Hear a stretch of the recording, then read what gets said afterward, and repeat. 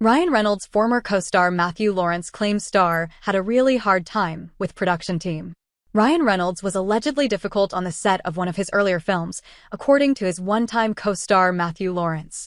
On his Brotherly Love podcast, Lawrence shared his recollection of working with Reynolds on the film Boltneck, released in 2000.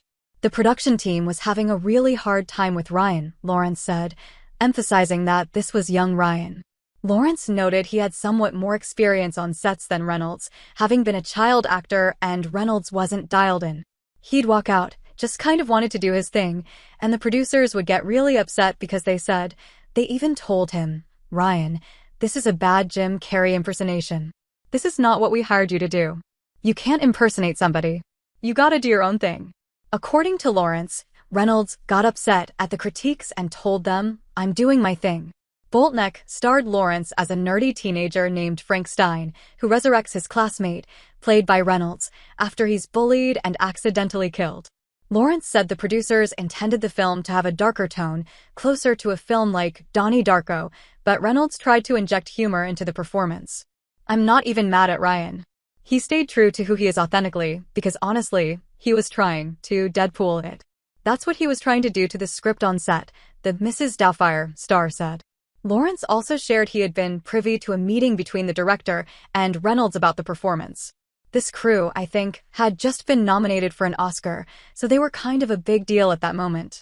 Talk about frustrations on set with actors," he said. The producers of Boltneck, Paul Kollichman and Mark R. Harris, had recently worked on the film Gods and Monsters, starring Ian McKellen and Brendan Fraser. It earned 3 Oscar nominations and took home a win for Best Adapted Screenplay for writer Bill Condon. "They blamed that movie not working on him because they said there was this whole conflict," Lawrence claimed.